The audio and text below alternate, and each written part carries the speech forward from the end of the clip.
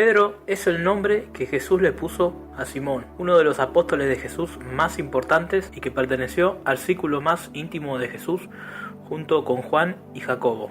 Él era nativo de Betsaida, una localidad que se encuentra al lado del mar de Galilea. Su padre se llamaba Jonás y su hermano era Andrés, otro de los apóstoles elegidos por Jesucristo. Antes de seguir a Cristo, Andrés era un discípulo de Juan el Bautista, quien, movido por el testimonio que él da sobre Jesucristo, lo llevó a Pedro a conocerlo.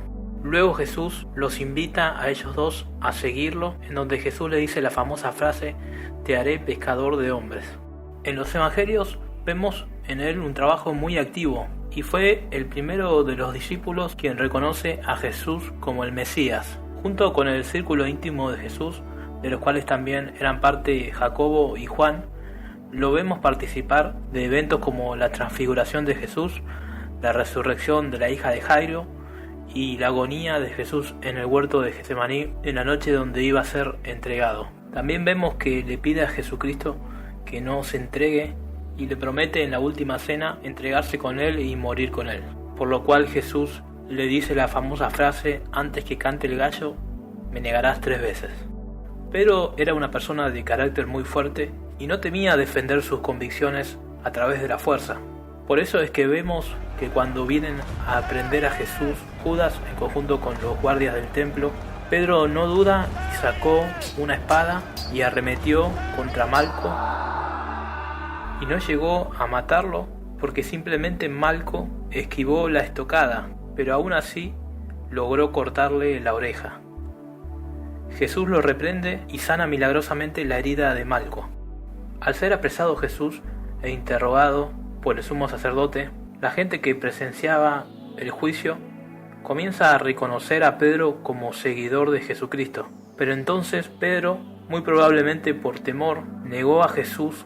No solo que negó a Jesús 3 veces, sino que también en una ocasión lo maldijo, viendo cómo se cumplía aquello que Jesús le había dicho la noche anterior.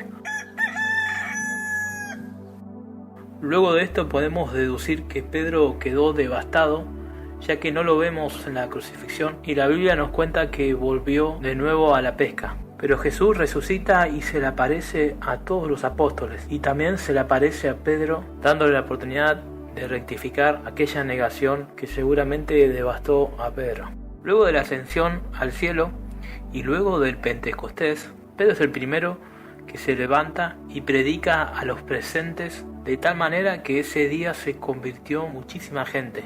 Luego de esto comienza su ministerio de sanidad, cuando junto a Juan fueron al templo, se encuentran con un paralítico en la puerta. Pedro le dice: levántate y anda. Este fue el comienzo del ministerio de sanidad que hizo a Pedro tan famoso que la gente incluso ponían los enfermos en la calle para que aunque sea su sombra los tocase y así pudieran ser sanos. Tras ser apresado por predicar el evangelio, él recibe la liberación de la cárcel milagrosamente. Pero sin dudas el milagro más impresionante que realizó Pedro fue en Hechos 9:36 al 42, en donde resucita a un muerto. En la ciudad de Jope resucita a una creyente llamada Dorcas. Pasado el tiempo se realizó el concilio de Jerusalén, en donde se trató la controversia entre los judaizantes y entre Pablo y Bernabé. Pedro, por su parte, apoyó la postura de Pablo y Bernabé, contando cómo es que Dios en visión le ordena que no llame impuro a lo que él santificó.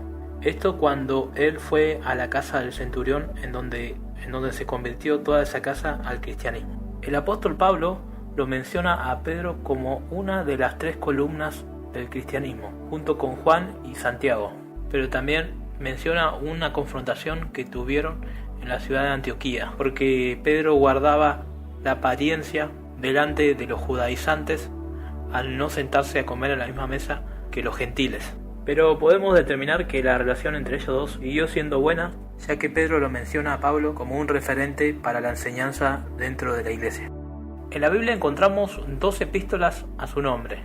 La primera epístola está dirigida a los judíos de la dispersión. Su objetivo era confirmar las doctrinas ya enseñadas, en donde trata temas como la salvación, la ética de la salvación, la confianza de la salvación, y las obligaciones de la salvación. Mientras que la segunda epístola es una carta general hacia la iglesia, en donde se tratan temas como los peligros de la apostasía, el destino de los impíos y la esperanza de los creyentes. Luego de esto, el Nuevo Testamento ya no menciona nada acerca de Pedro. Según la tradición, estuvo en Roma durante el reinado de Nerón, en donde fue martirizado, muriendo crucificado, pero con la cruz al revés. Si te ha gustado este video, te invito a suscribirte, a activar la campanita para que te lleguen nuevas notificaciones. Te invito a compartirlo, a poner me gusta, a comentar, y por mi parte te saludo hasta el próximo video.